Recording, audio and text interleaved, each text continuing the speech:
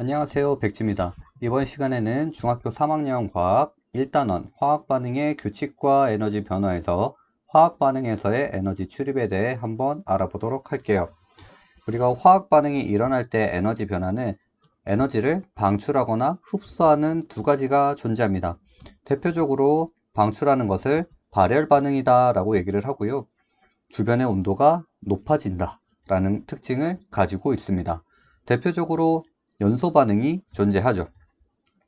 연소 반응은 어떤 물질이 산소와 빠르게 반응을 하면서 급격한 에너지를 방출하게 되는데, 이때 방출하는 에너지가 빛과 열로 소비가 된다라고 앞에서 얘기를 했습니다. 고에너지를 가지고 있던 물질이 산소와 빠르게 반응을 하면서 저에너지의 물질로 변하게 되는데, 그때 차이나는 에너지 양이 바로 빛과 열로 소비가 된다라고 말을 했습니다. 그리고 두 번째, 산과 염기 반응이 있습니다. 산과 염기는 pH라는 수치를 통해서 나타나게 되고요.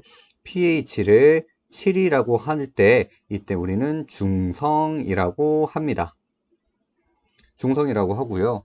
pH가 낮으면 낮을수록 우리는 산성 또는 산이라고 얘기를 하고, pH라는 수치가 높으면 높을수록 염기 또는 염기성이라고 말을 합니다. 또 산이라는 것은 수소 이온이 많으면 많을수록 또 강한 산성을 나타내고요. 염기성은 수소나 이온이 많으면 많을수록 강한 염기성을 나타낸다 라고 기억해 주시면 되겠습니다. 그러면 여기서 말하는 산과 염기의 반응이니까 뭐다? H 플러스 수소 이온과 OH 마이너스 수산화 이온의 반응이다 라고 보시면 되고, 이 두 물질이 반응을 하면 물이 형성된다 라고 기억을 하시면 되겠습니다. 이때 열을 방출하는 발열 반응이 나타난다 라고 보시면 되는 겁니다. 그리고 세 번째, 산화칼슘과 물의 반응입니다. 산화칼슘과 물이 반응을 하면 엄청난 에너지가 발생을 하면서 열을 뿜어냅니다. 이때 열은 거의 90도 가까이 올라가기 때문에 아주 조심히 다뤄야 된다라는 것을 기억을 해주시고요. 우리 발열 반응에서는 어떤 반응이 있는지 꼭 기억을 해주시면 되겠습니다. 연소 반응과 산과 염기 반응, 산화칼슘과 물의 반응, 금속과 산의 반응, 또 철이 녹쓰는 반응, 호흡이 있다라는 것을 꼭 기억을 해주시고 다음 페이지 보도록 하겠습니다. 앞에서 이야기했던 것을 한 번 더 얘기를 하자면, 산과 염기는 우리 중학교 과정에서는 산은 푸른색 리트머스 종이가 붉게 만드는 물질이다 라고 보시면 되고, 염기는 붉은색 리트머스 종이를 푸르게 만드는 물질이다 라고 기억을 해주시면 되겠습니다. 앞에서도 산은 염산이라고 했고 황산이라는 물질이 있다. 이 산이 대표적으로 H+를 나타내는 물질이다 라고 보시면 되고, 우리 주변에서는 대표적으로 아세트산 산이 있습니다. 바로 식초의 성분이죠. 그리고 염기에는 붉은색 리트머스라고 나와 있죠. 여기 보면 또 수산화 나트륨, 수산화 칼슘, 수산화 칼륨 등 이름에 수산화가 붙어 있다. 수산화가 붙어 있는 물질들은 대부분 염기성을 나타낸다. 염기성을 나타내는 게 뭐였다? 바로 수산화 이온이었다라는 것을 기억을 해주시면 되겠습니다.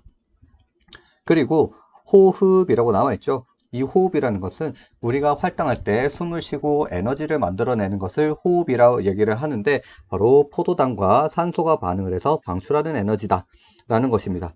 우리가 연소에서는 물질이 산소와 만나면 급격한 에너지로 아주 뜨겁게 열을 발생하게 되죠. 하지만 이 호흡에서는 단계별로 에너지를 발생하기 때문에 한꺼번에 많은 열을 발생하지 않는다. 그래서 우리가 할 때 우리 몸이 100도까지 올라가지는 않고 천천히 36.5도라는 온도를 유지할 수 있게끔 에너지를 만들어낸다라고 보시면 되겠습니다. 그래서 체온을 유지하거나 우리 생명 활동에 이용을 하게 된다. 어떻게? 방출하는 에너지를 통해서 유지를 하고 생명 활동을 한다라고 보시면 되겠습니다.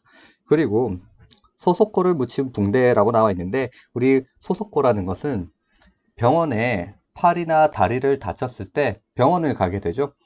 깁스를 하게 되는데 서석고다라고 보시면 되겠습니다. 그 서석고에 물을 적시고 어느 정도 모양을 잡아준 후에 기다리게 되면 서석고가 굳으면서 열이 발생해서 따뜻해진다 라고 보면 되겠습니다. 그리고 다음 페이지 보도록 할게요. 그리고 흡열 반응입니다. 흡열 반응이라는 것은 에너지를 흡수한다 라고 보시면 되고, 에너지를 흡수하기 때문에 주변의 온도가 낮아진다 라고 보시면 되겠습니다. 그래서 대표적으로 수산화 발음과 염화 암모늄 반응이 있고 두 물질이 만났을 때 열을 흡수를 해서 주변의 온도가 낮아진다. 우리가 만졌을 때 차갑게 느껴진다 라고 보시면 되겠습니다. 그리고 우리는 소금과 물의 반응을 볼 건데, 조각 얼음에다가 소금을 뿌리게 되면 이 시험관 안에 물이 존재하는데, 이 물의 온도가 내려가거나 또는 이 물이 얼게 되는 반응을 볼 수가 있습니다. 소금이 물에 녹을 때 에너지를 흡수하기 때문에 그 주변에 있는 시험관에 있는 에너지까지 다 흡수를 해버려서 온도가 낮아진다 라고 보시면 되겠습니다. 그리고 흡열 반응에서 대표적으로 또 광합성이라는 게 있습니다. 광합성은 식물이 물과 이산화탄소를 이용을 해서 포도당을 만들어내게 되는데, 이때 어떤 에너지를 이용을 하냐면 태양 에너지, 빛 에너지를 이용하게 되는 겁니다. 그 에너지를 흡수를 해서 고에너지를 가지고 있는 고분자 물질을 만들 수 있게 되는 거죠. 그래서 식물들이 만들어내는 거 포도당도 있고요, 녹말도 있고요, 바로 설탕도 있고 과당도 있다. 이렇게 많은 고에너지를 만들어낸다 라고 보시면 되겠습니다. 이렇게 해서 우리는 흡열 반응에 어떤 반응이 있느냐, 이렇게 수산화 발음과 염화 암모늄 반응, 그리고 소금과 물의 반응, 광합성, 열분해, 물의 전기분해, 질산 암모늄과 물의 반응들이 있다라는 이 예들을 기억을 해주시면 되겠습니다. 그리고 다음 페이지 보도록 할게요. 그리고 탄산수소 나트륨 열분해입니다. 앞 페이지에서 흡열 반응에 열분해라는 것이 존재를 했죠. 대표적으로 탄산수소 나트륨 열분해가 있고요. 베이킹 파우더의 주성분이 바로 탄산수소 나트륨이다 라고 보시면 되겠습니다. 베이킹 파우더는 우리가 빵을 만들 때 보통 들어가죠. 빵 반죽에 베이킹 파우더 가루를 넣고 반죽을 한 후에 우리가 오븐에 넣으면 반죽이 열을 받으면서 점점 크게 부풀어 오르는 것을 볼 수가 있는데, 이때 베이킹 파우더의 성분이었던 탄산수소 나트륨이 열을 흡수하게 되고, 그 흡수한 열로 이산화탄소라는 기체가 발생해서 부풀어 오르게 된다라는 것입니다. 이거를 화학식으로 보게 되면 탄산수소 나트륨의 화학식이고요. 열분해를 하면 탄산 나트륨과 물, 이산화탄소가 만들어진다라는 것입니다. 여기서 이산화탄소는 기체로 날아가게 되겠고요. 이 물도 열을 받으면 조금씩 수증기로 변해서 날아갈 수도 있겠죠. 이렇게 했을 때 발생한 기체가 이산화탄소고, 그 이산화탄소에 의해 빵이 부풀어 오른다라고 알고 계시면 되겠습니다. 그렇게 해서 이번엔 네 번째 화학 반응에서 출입하는 에너지 이용이라는 걸 볼 건데, 우리가 화학 반응에서 일어날 때 에너지 변화, 바로 에너지를 흡수하거나 방출을 할 때 이 특징들을 이용을 해서 우리 생활에 어떻게 이용을 하고 있는지 한번 보도록 하겠습니다. 대표적으로 발열 반응에서는 발열 깔창이라는 게 있습니다. 여기 발열 깔창의 예를 보면 철가루와 산소가 반응을 할 때라고 나와 있죠. 녹슨다 라고 볼 수가 있겠죠. 철이 녹슬 때 아까 에너지를 방출한다 라고 보았습니다. 요거 우리는 지금 발열 깔창이라고 대표적으로 얘기를 했지만, 우리 손난로가 철가루다 라고 보시면 되겠습니다. 우리 이렇게 손으로 흔들어서 쓰는 손난로 있죠. 그 안에 우리가 사각사각 소리가 나는데 그 소리가 철가루다 라고 보시면 되죠. 그러면 그 철가루를 손으로 흔드는 이유가 뭘까요? 산소와 접촉을 더 빠르게 하기 위해서 흔든다 라고 보시면 되겠죠. 그래서 우리는 대표적으로 손난로로 철가루를 이용을 한다 라고 보시면 되고, 그때 발생하는 에너지로 따뜻하게 한다 라고 생각하시면 되겠습니다. 그리고 두 번째, 발열컵이라고 나와 있죠. 우리 앞에서 산화칼슘과 물의 반응에 한 번 더 얘기를 하기로 했는데, 바로 여기에 예로 쓸 수 있다라는 것이죠. 산화칼슘과 물이 반응을 할 때 방출하는 에너지로 컵 안에 음료를 데운다라고 나와 있는데, 우리 요런 거 발열컵도 있지만 우리 간단하게 나오는 지퍼에 나오는 뭐 군용 음식이라던가 간단하게 밖에서 먹을 수 있는 음식들에 물만 부었을 때 엄청난 열을 발생을 해서 음식을 익히는 방법의 간단한 요리 팩들이 있습니다. 그 안에 산화칼슘이 들어있고요. 물을 부었을 때 발생하는 열로 음식을 조리를 할 수 있다라는 겁니다. 이때 발생하는 것은 앞에서도 말을 했듯이 거의 90도 이상의 열을 발생하기 때문에 조리를 할 때 아주 조심해야 된다라는 것을 기억해 주시면 되겠습니다.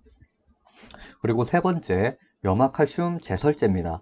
염화칼슘이 물과 반응을 하면 에너지를 발생을 하게 되고 나오는 열에 의해 바닥에 얼어있던 얼음이나 눈이 녹아 내리게 된다라는 것입니다. 겨울에 되면 바닥에 하얀 가루 뿌려 놓은 거 보시나요? 도로에. 그게 바로 염화칼슘이다 라고 보시면 되겠습니다.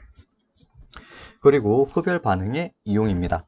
냉찜질이라고 나와 있는데 질산 암모늄이 물에 녹아 들어갈 때 열을 흡수한다 라고 얘기를 했었죠. 그거를 이용을 해서 냉찜질 주머니를 사용하게 되고, 한제라는 것은 또 두 가지 이상의 물질을 혼합했을 때 만든 냉각제라는 건데, 우리 주변에서는 앞에서 보았듯이 소금과 얼음을 혼합을 했을 때 주변에 열을 흡수하게 되고 온도가 낮아진다 라고 얘기를 했었습니다. 오늘은 여기까지고요. 다음 시간에는 다른 영상으로 또 찾아오도록 하겠습니다. 안녕.